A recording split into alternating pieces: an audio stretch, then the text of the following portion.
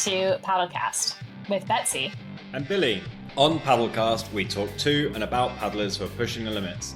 Paddlers who are pushing their own limits and pushing the limits of paddle sports. Welcome to this week's news about paddling from around the world. Today, we are starting with a preview of the European Marathon Canoe Championships. Those are already underway, actually, for the Masters Racing in Ponte de Lima, Portugal. Then we will recap the action from the Lake Rocks Festival in Austria for stand-up paddleboard racing. And finally, we will wrap up with the Wildwater Racing European Championships, which are happening at the same time as the European Marathon Canoe Championships. And those are in Mazzana, Italy this weekend.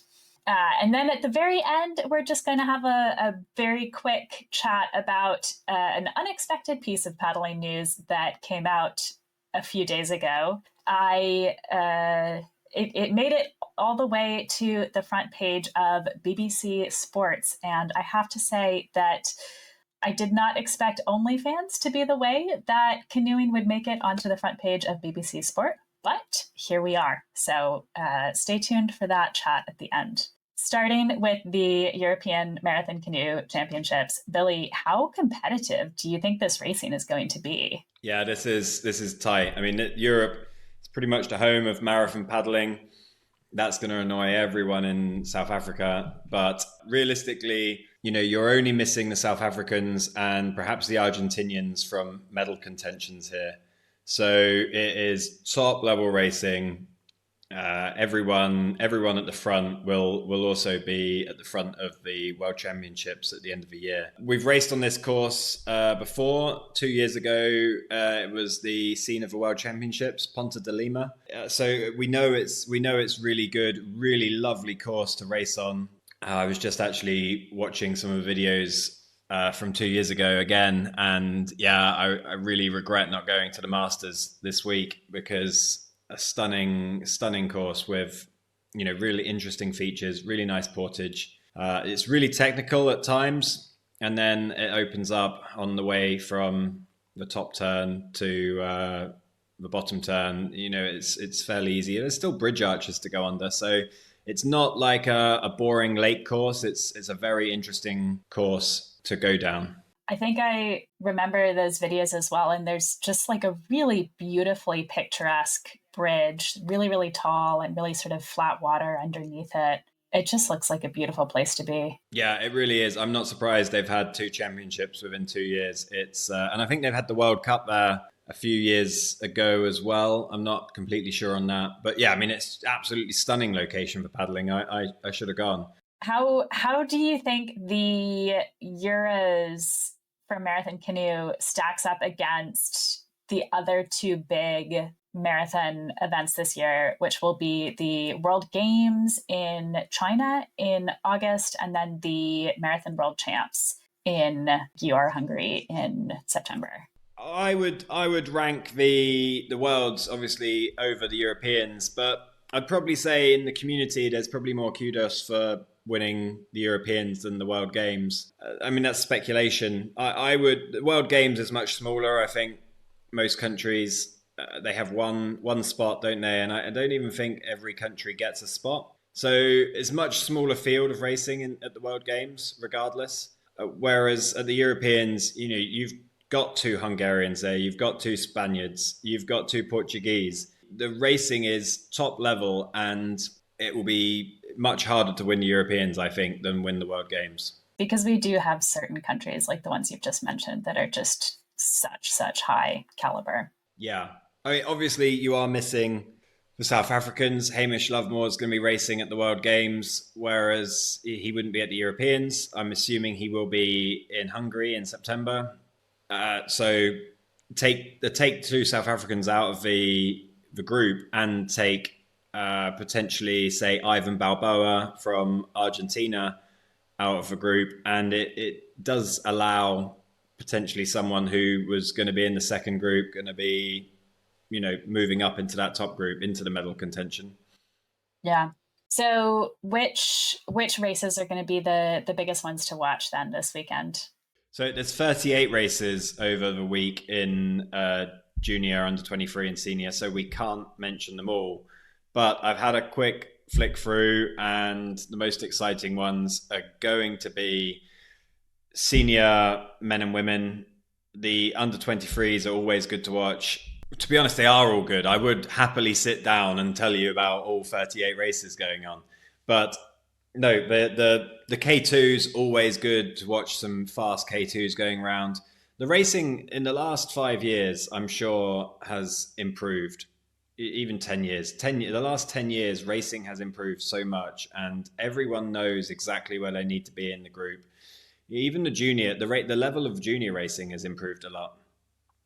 Like 10 years ago, there'd have been a lot of juniors in the wrong place, but now they can sit and watch this racing, and they learn much more.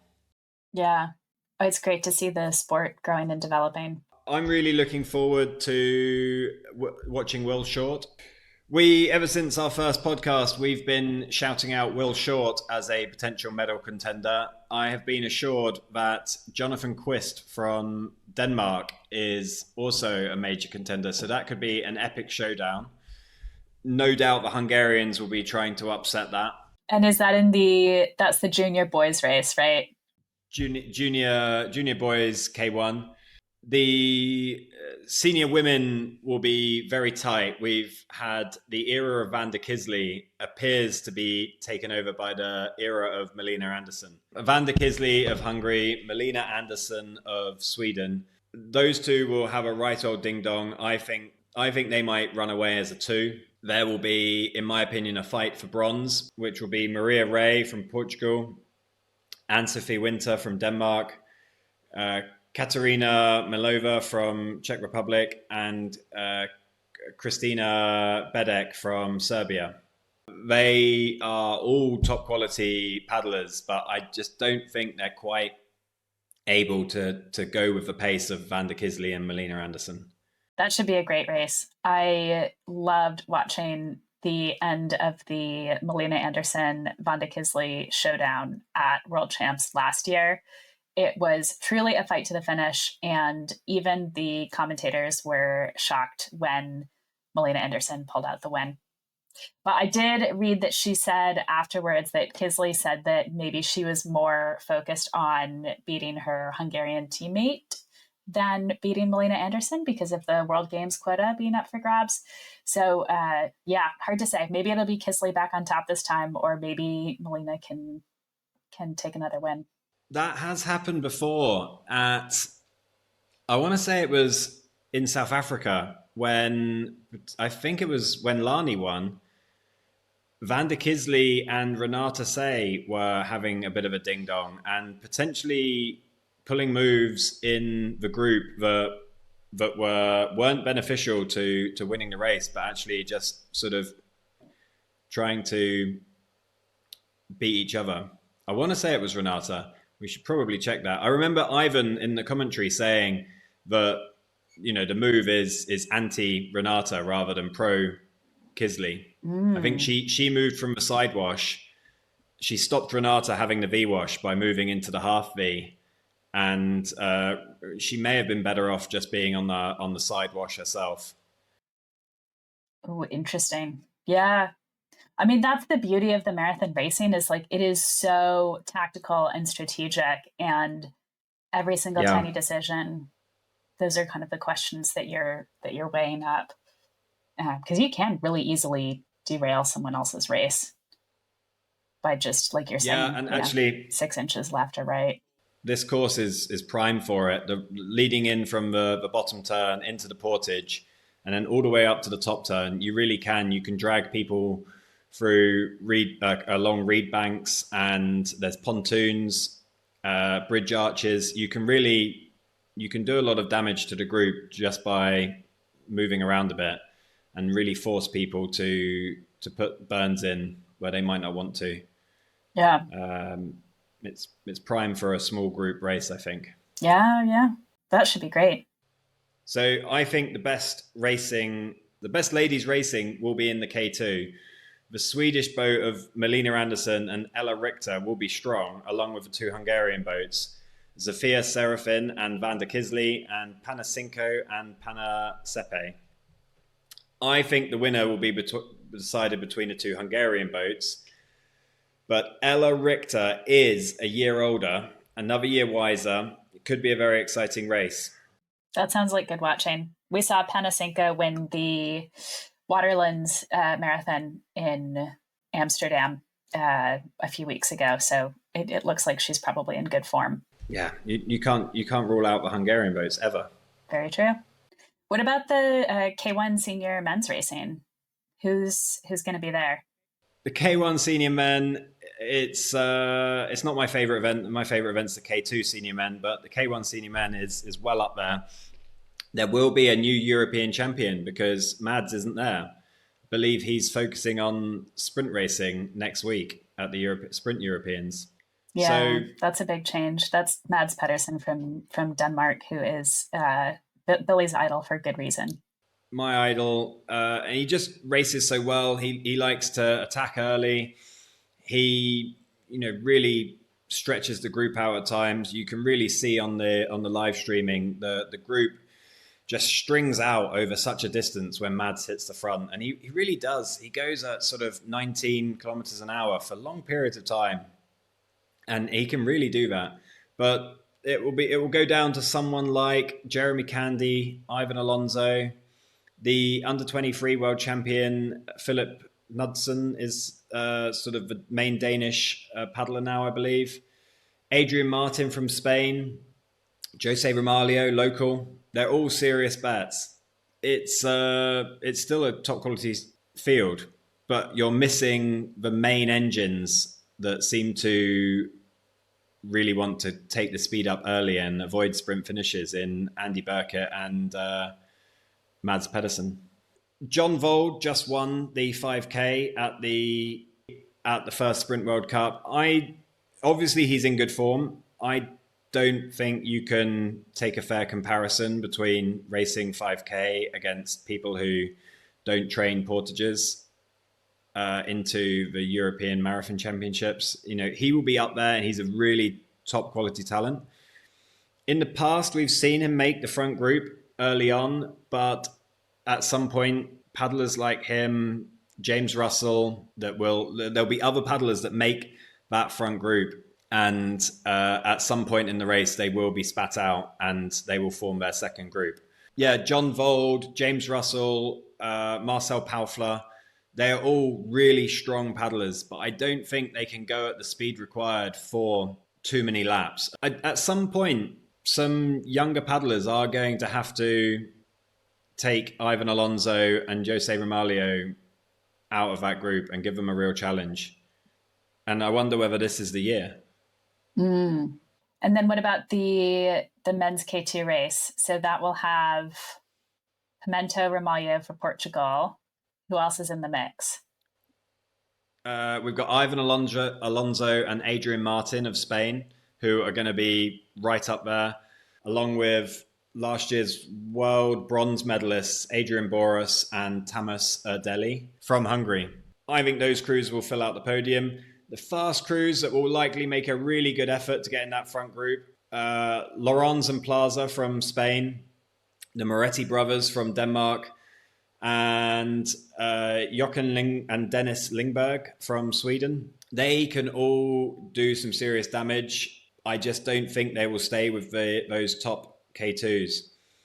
I don't know about the second Hungarian boat, Peli and Celia. I didn't see much of what they've done in the past. So that could also be an interesting boat to watch. Sounds like some good action. So what about the canoeists?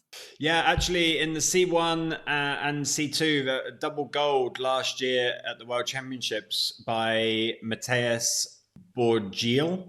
And but he could be stopped by Rui Lacerda or Manuel Campos in both races. It could be tight. That was a C1 and C2 gold medals last year? Yeah, C1 and C2 double gold from Matthias Borgil of Poland. And how about the short course racing? So everything we just talked about was long course. Yeah, short course racing is really exciting. I can't remember how much we voiced our disdain at 5K racing with portages at sprint events. But the short course marathon is brilliant, and it's everything that the 5K racing wishes it could be. It's 3.5 kilometers with 2 portages. It's fast. The athletes are well practiced at the discipline, and it shows. It's really exciting racing. If the Olympic disciplines ever ventured into longer formats, this is what they should do. Melina Andersson has won the last 3 short course world championships. Vanda Kiszli is also hugely experienced at the distance. She's been world champion before at the distance. But I do wonder whether someone with more sprint pedigree, more top-end speed like Panasinko or Susanna Ciccoli of Italy could challenge in the ladies. Yeah, I mean the distance is different enough there. It is a slightly different skill set, isn't it? Yeah, slightly different. You do get much of the same paddlers will be at the front of the short course race than are at the long course races, but you do get some people that don't double up. For example, Fernando Pimenta, he's the local boy. He will be hugely motivated on home waters. His 1,000-meter pedigree shows he's got the top end speed to cause serious damage on the competitors here. John Vold just won the 5K at the first Sprint World Cup. He will be up there. James Russell, Ivan Alonso, Joakim Lindberg, Jeremy Candy, they'll all be in the mix. The speed on these short course races means that there is just zero margin for error. Every single turn, every portage has to be completely fault-free. So even the smallest mistake could just completely mess up your race. Yeah, definitely. The senior men finish with an average speed or an average pace of about 3:45, which is seriously rapid. I was doing that on 30-second efforts yesterday, and I had a slight tailwind helping me. That is unbelievably quick. We need to it's finally my chance to mention my favorite para athlete, John White. He should be the favorite in the KL2. He has given me some information. Tim Lodge is normally pretty good in the KL3, but he could face some serious competition from Serhii Yemelanov, who is now racing for Georgia. That's in the KL3. Yeah. The para racing should be good watching as well. I think they only get one distance race for para, but still good action with the para athletes out there. Yeah, great racing. I always enjoy watching John race. Yeah, John is such an impressive paddler. And I think that he's missing several limbs, I guess, to give everyone a little bit of a picture. Yeah, John is one of the only triple amputees. He's certainly one of the only triple amputees paddling. We teamed up in K2 2 years ago to try and win the over 35 marathon national championships, actually. And we got clear in the lead until, and we were heading towards an impressive victory until we took a wrong turn, or we didn't take the turn, and we paddled off up the river. And we came back eventually to realize that the race had finished and we hadn't won. Oh, that's too bad. But John really, we talk about pushing the limits on here. I think he is really one of those people who pushes the limits and who shows that missing 3 limbs does not, really doesn't limit him. I mean, he was out doing Mox the Dragon Run in Hong Kong last year, out there in big waves. And, I think he obviously takes sort of proper precautions and gets support when he does these kinds of things. But he's really out there kind of showing what's possible, regardless of limb differences. Yeah, and he races in the KL2, which is obviously, it's the disability of the legs. There isn't actually a category that includes missing most of your arm as well. So he's got a really amazing, well-engineered right arm which features a spiral, so that when he's at the catch, it's extended. When he rotates his left hand, his false arm on the right extends at the catch, and then actually retracts into the socket at the recovery. It's great. That is very cool. Well, John will be a great one to watch in those para races for sure, alongside some other good athletes. Yeah. So we both watched some of Lake Rocks SUP Festival over the weekend. You know much more about it than I do, so tell everyone about it. So, Lake Rocks Festival in Austria, in Focker, it was the last ICF World Ranking event of the season. So, the ICF has SUP World Ranking events for paddleboard racing, and the World Championships will be in Abu Dhabi at the end of October. So, there is going to be a bit of a gap there now for the next few months before October. We did see some top names here, which was great to see. I think the level of competition, which we mentioned in our last episode, was definitely a bit lower, particularly compared to the Spanish racing that we saw over the last 5 weeks, and some of the racing in Greece as well. But still definitely some top names. The Lake Rocks Festival also had a huge number of stand-up paddleboarders. I believe Mike Euchre at Stand Up Magazine has just done a deep dive data analysis into this. So I will point you to Stand Up Magazine to learn more about it. But really good attendance numbers and a lot from Hungary. So Hungary, of course, is a powerhouse in pretty much all paddling disciplines. And they sent a huge contingent over to Austria for this race. The lake is a beautiful, beautiful location. It has these stunningly clear, kind of blue teal waters, really, really picturesque. And there was some fantastic drone footage that came out of the weekend as well. So it is worth watching, not just for the action, which was pretty good, but also for the views. The weekend had sprint, technical, and long distance racing. On the men's side, so at least in the long distance race, the two favorites coming in were Donato Frins from the Netherlands and Michael Booth, or Boothie, from Australia. It was Donato who won the long distance race last year, so he came into this event defending his title, and Boothie finished second behind him last year. I think watching the race, we were kind of expecting it to be that fight again, but Boothie has had some slightly worse results this year, maybe than you would expect from such a well-known name in stand-up paddleboarding, and of course in paddling coaching. But he's still been pretty close to the top, and I think this was his best result from his trip to Europe over the last few weeks. He did end up finishing third, so he wasn't quite up there able to challenge Donato the way that he was last year. Donato has been having a really standout season so far. So when we look at the medal count of between sort of the top three placements across the men in racing this year, or over the last few weeks, Donato has the second most medals behind Shrimpy, Shuri Araki, who we've spoken about, who's just been absolutely dominating the racing scene. And Donato is also leading the ICF World Rankings chart pretty solidly. So he definitely came in as the favorite and then showed everyone why he came in as the favorite. He had a really strong performance in all of the races, particularly in long distance, as well as in the technical racing. And in long distance, it was tight for sort of the first part of the race.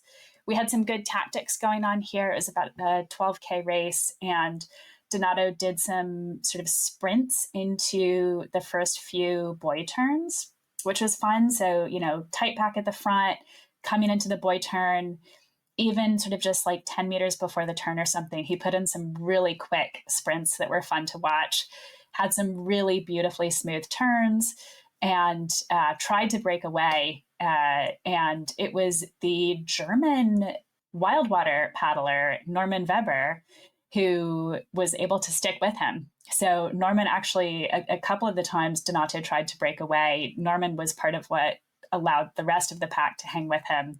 And then when Donato finally made his full break a bit later on in the race, Norman was the only one who could stick with him. And it ended up being Boothie and actually the Dutchman, Joop van Buckel, who led the race behind for third, behind Donato and Norman. And Norman was definitely one of the standout paddlers of the weekend. I think he outperformed expectations.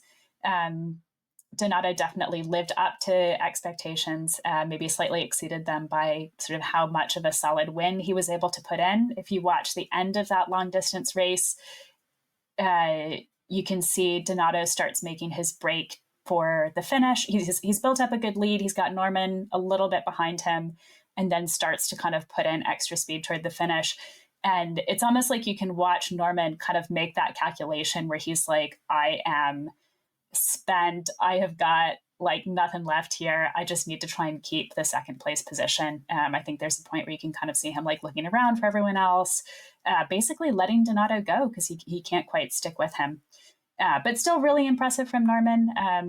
I believe he's around 39 and in that age category racing now. And age was definitely one of the interesting themes of the Lake Rocks Festival, because Donato turned 20 during the weekend, so still a pretty young paddler. Norman Weber, right around 40. Joop van Bakel, I believe, races in the 40s age category as well. And he's definitely slightly older than me. Yeah. He had some really strong finishes. I think his kid was racing too. So we got, some of these top names who are starting to bring their kids into racing already. And then the youth standout, other than, of course, Donato at age 20, was Benjamin Bosak, who races for Germany and lives in the Netherlands. And he is only about 16. And he was out there keeping up with the top group in the long distance race, or sort of that chase group behind, what became Donato and Norman. Really exceptional performance from Benjamin Bosak. I think he finished 6th in long distance. And then in the technical racing on the Sunday, he finished 3rd and won prize money. There was some drama in the men's technical race where fairly early on in the race, I would say, Norman Weber, who had such standout racing in the long distance, he also won the sprint racing on the Friday, was absolutely in the mix, towards the front. And then all of a sudden, his blade hit the nose of another paddler's board. So he's sort of, paddling forward, and then the other paddler is here, and the other paddler's nose of his board hits Norman's blade, to the extent that Norman said some paint came off, and his blade broke in the middle of the race. It was pretty dramatic and not what you want to happen in the middle of your technical final. But yeah, it happens. We see blades break. No. I think it was actually Boothy's blade who broke. His blade broke during the long distance race at the World Champs in Sarasota last year, which was frustrating for him. So it definitely happens. And in the technical racing, with all of those clashes between boards and paddles and everything. Yeah, for sure. Yeah. So disappointing kind of end to the weekend for him, but he definitely did well. So the big age gap between Weber and Bosak, it's the same sort of thing in the ladies, wasn't there? Yeah, just nearly. So Esperanza Barreras, the queen of long distance, was racing at Lake Rocks, and which of course is always amazing to see her race.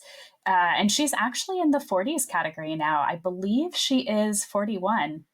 And her biggest competition was Chilla Kotas, who is 18. So yeah, similar to the men's race, we're seeing top performances from people, in their 40s next to people in their teens. It's pretty cool. I enjoy watching it. The best battle, I think, was in the long distance race, where, of course, Espe came into that as the favorite. She was also defending her title from 2024. And she was also coming off of the previous weekend, having that bad start in Barcelona, where she ended up passing almost the entire field to finish 4th. But she had a great distance race. Chillag stayed with her the entire time. It was just stroke for stroke. Espe led, I think, pretty much the whole way. and Chileg basically stayed right on her wash the whole time. And then coming in towards the end of the race, you could see Chileg trying to kind of come next to her. There was a point where they're just completely neck and neck, stroke for stroke, maybe just a few hundred meters away from the finish on the beach.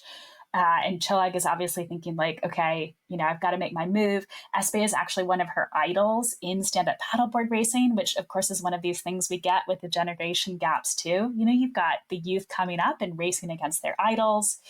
And Chileg did her absolute best to push Espe to the finish. But, Espe is the queen of long distance for a reason. And she held her off and took another win. But I think Espe had to work hard for it.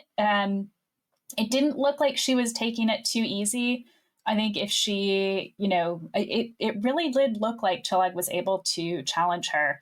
And Chileg is, I wrote about her on SUP Racer last year, that she was certainly a rising star. She won 2 junior world titles last year. She's an incredibly impressive paddler, but it is really hard to go from the junior to senior category racing at 18.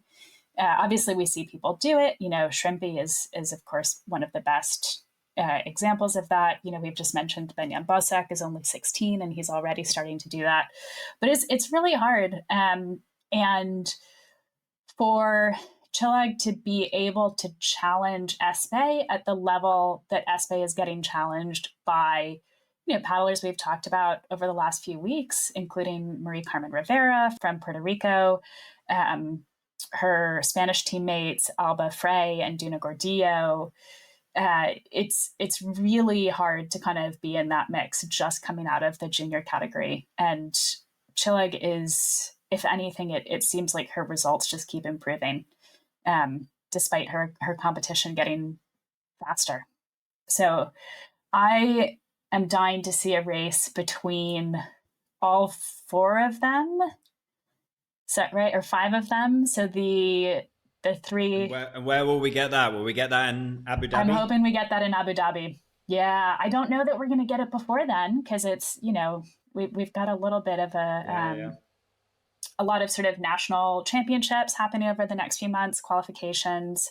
This weekend is the GB SUP national champs in the UK and qualifications for Abu Dhabi there. But yeah, I'm hoping in Abu Dhabi we get those 5 women. So, and more too, right? Because there's other women we haven't seen race in Europe this year, including a couple from Japan, a couple from the US, who could certainly challenge in long distance as well. But yeah, I think in particular, those 5 of Espe Barreras, Alba Frey, Duna Gordillo, Marie Carmen Rivera, and Chileg Koches. We should have gotten that in Barcelona, but Chileg was actually out for a few weeks with pneumonia, and then, comes back and challenges Espe in a long distance race. Seriously impressive. So sad that we missed that in Barcelona. It was the four women at the front who we got to watch, but yeah, really impressive. And then Chileg went on to win the technical race ahead of Espe, which is also incredibly impressive. I think, probably Espe is relatively a bit stronger in long distance than she is in technical, but she's still a phenomenal technical racer. And so for Chileg to beat her out in that race is a pretty big deal. I got really excited when I saw the sprint format with the beach start, boy turn, and then back to the beach. I thought that was amazing. I'd really like to do something like that in kayaking. Yeah. But what were the results like in the sprint? So the Chileg won the sprints as well for the women, followed by Espe. Really strong performance there. And it was Norman Weber, the German, who won the sprints for the men. It was really fun to watch. So beach start, and then you paddle out to the buoy, do a 180-degree turn.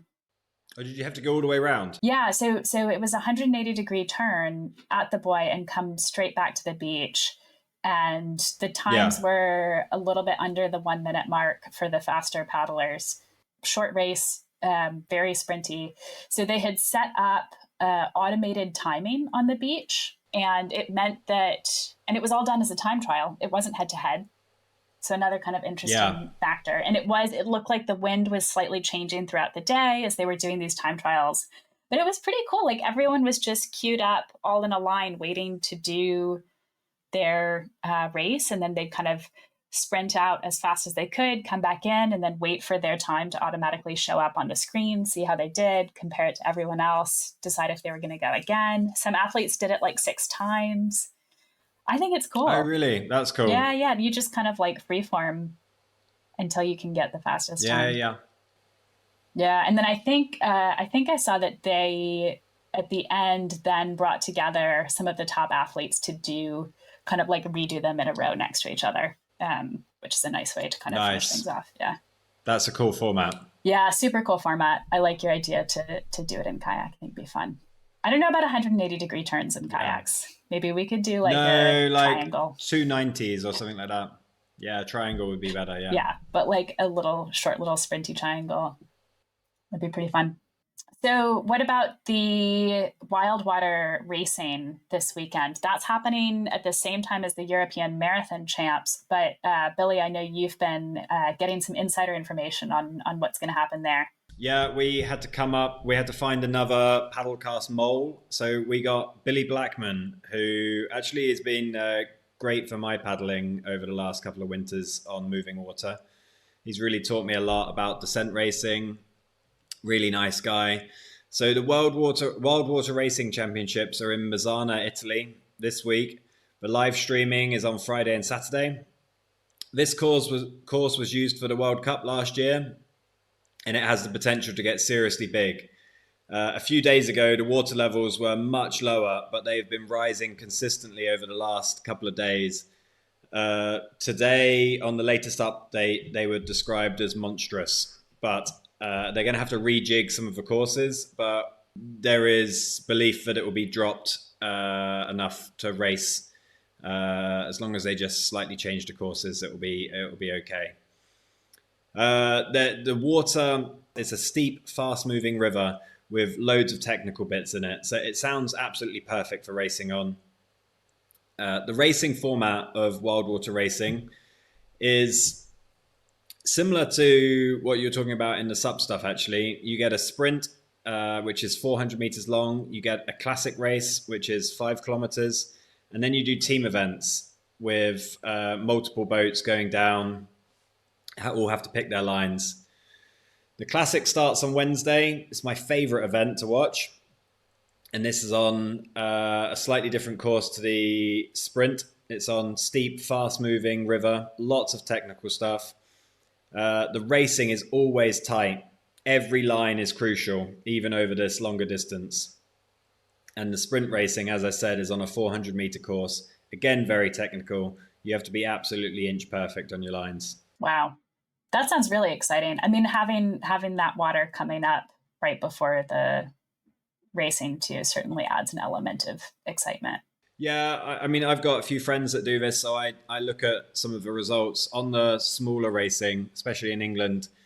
Sometimes the river's rising and you'll look at the results and it'll be completely reverse of what you expect. And it's because the river's going up at such a rate. The guys who went first, go down much slower, and the guys that go down at the end, they speed down, and then everyone goes, actually, no, it's too big to go again. Let's all bail out, which happens quite a lot, like on the Dart and some of those big rivers, they just rise so quickly. It was one of my biggest regrets having moved to the Netherlands is that I can't do this. I would have been really looking to have done that last year. John O'Grady has put a really good effort into learning it. He wasn't quite ready to go to Mazzana because it's so big, but hopefully you might see him at some of these events in the future. That'd be great. And John O'Grady, of course, is your 2-time DW K2 partner and Liffey partner. My long-suffering K2 partner. Yeah. Well, who do you think are going to be some of the names to look out for in Mazzana? So everyone's there. It's the Europeans, all the top names. They've all been practicing on the course this week. As you'd expect, the local Italian paddlers, they know the course like the back of their hands. On technical sections, this is going to gain them valuable time. Some of the closest racing could be seen in the Women's Classic K1. The main British hope is Kerry Christie, who we are interviewing next week, which I'm quite excited for. She will face tough competition from Emma Lacoste and Cecilia Panato. Kerry is a classic specialist, but I have it on good authority from another friend of the channel that she has been working really hard on the shorter format this winter. So don't be surprised if she's also in contention on the sprint. We've got Alex Sheppy and Andrew Crowhurst, both strong contenders. They both medaled in the Sprint K1 last year at World Cups. Kerry's sister Emma, Kerry and Emma will go together in the C2. And again, they are better in the classics, but they could also medal in the sprint. That'd be great to watch, and hopefully a good opportunity for Kerry to see how well her winter training has paid off. Yeah, she's been going really well. She's definitely been at Nottingham. I don't know if this is the first year that she's been training at Nottingham, but I think she will be even better than she's been in the past. And we will look forward to asking her about it. Well, we promised you all at the start a very brief discussion of some unexpected paddling news that came out a few days ago in the UK. And so on the front page of BBC Sports was an article about canoeing, but it was about a young paddler. His name is Kurt Adams Roozentals.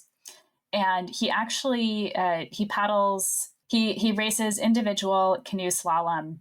And we don't talk much about sort of slalom racing on here. I think Wildwater is about as whitewatery as we get. Kurt won the individual C1 silver at the Under 23 World Championships in 2023 and has recently been suspended from the team by Paddle UK. He has said publicly that he was suspended, and they actually told him that he couldn't contact anyone else on the program. So he's on the lottery-funded program with a number of other GB paddling athletes who are names that you'd be familiar with that we talked about here.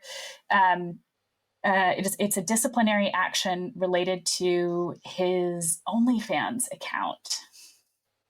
So you're a subscriber, Betsy? I am not, and so I cannot tell you. Did you not even subscribe for research purposes? I haven't. Maybe this is bad. Maybe a better journalist would have paid the I think £12 to subscribe. He's made over £100,000 since the beginning of the year, apparently, through his OnlyFans. If you don't know what OnlyFans is, I'm going to let you Google it. I don't think we're going to get too far into it here. But basically, it's a way for people to make money from subscribers who pay to see private content.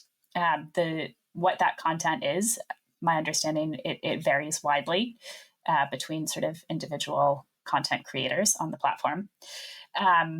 But Kurt has described, in order to sort of drive people to subscribe to his OnlyFans page, he did post, quote, edgy content on his Instagram pages. You can go look those up. Those are all public and, decide how edgy you really think it is. I think the crux of this issue for the athletes in the paddling community, though, and the community at large, is he told the BBC that the reason he resorted to creating this OnlyFans page is because he was only making £16,000 a year as a lottery-funded athlete. And unlike, some other athletes, he was not able to draw on, his parents or his family for additional resources. He didn't have an alternate source of income. Full-time training as an athlete is hugely time-consuming and intensive, and it's a full-time job, but only paid £16,000 a year. So that is what led him to OnlyFans. And OnlyFans is used by athletes in other sports. So I think there's several top divers who use it.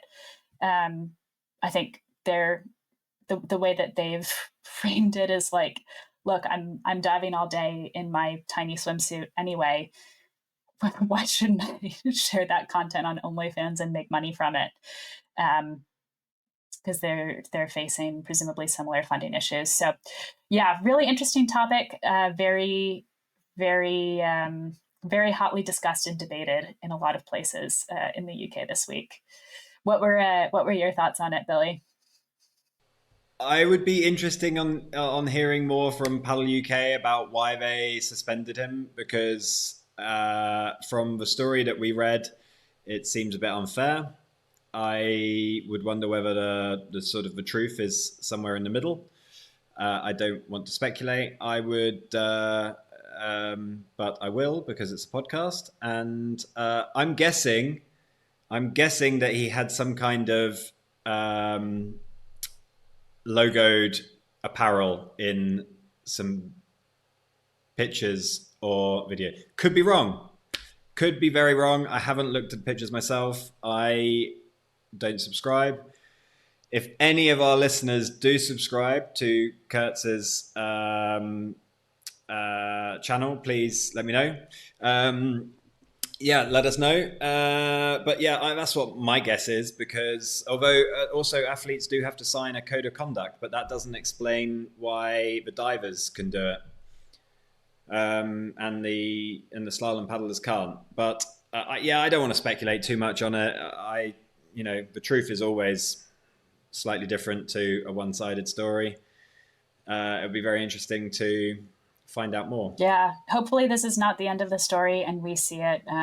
More information come out, and hopefully he's a really good paddler. It'd be a shame if he wasn't he under 23 world champion. Yeah. Be a real shame if we don't see him paddling again. Yeah, it absolutely would be, and I'm also hoping it kind of brings that conversation about funding into more focus too, because £16,000 a year is not the salary of a full-time job, that you can live on. It's not. You're right, it's not. But I do also wonder, like, is there anything sexy about canoeing? Like, if you go into the bedroom of any canoeist, it's going to smell of wet river water, and there's going to be kit drying all over. Surely the background of all his pictures had like kit drying and just like wet, moldy spray decks. Yeah, exactly. Yeah, like mold in the corner of a room, being like, "What are those?" Oh, it's like, there's someone else's like booties that they've left here, and nothing worse than like booties that you didn't realize if he's training left, enough, wet in a bag somewhere. Oh God. I am sure if you lined up a load of kayakers with their bums out, I could tell you, and like in the general public, I could tell who's a kayaker, because they're normally like, they've got the outline of a seat. If they're doing enough training to be world champion, there should be the outline of a seat and like spots, like and ingrown hairs, if we're talking about kayakers, and like normally a rub patch. Yeah. Like surely his hands, did you see Fernando Pimenta posted a picture of his hands the other week? Like, it's certainly, you wouldn't have been able to have any like hand kinks on this OnlyFans. Oh God, I did see that page. photo of Pimenta's hands. I was a little surprised, because I feel like sometimes, when you do it so much, do you really get blisters? But like, he must just be training at an insane volume. Because if Fernando Pimenta is still getting blisters on his hands from paddling, then I don't know that we can ever shame any paddler again for getting fresh blisters. But the rubs that I get when I'm in hard training, like, there's nothing sexy about them. Yeah. So I don't know what. We're speculating that maybe he's photoshopping out his butt cuts. Yeah, exactly. Yeah. We'll wrap it there for the day on a I don't know how you would describe that note. Unusual bit of news for us, for sure. But thank you all so much for listening. This has been your weekly news. Please do subscribe to Paddlecast, leave a comment, share it with your friends. We love doing this, and we want to keep doing it. So we appreciate your support. See you on the water. See you on the water, everyone.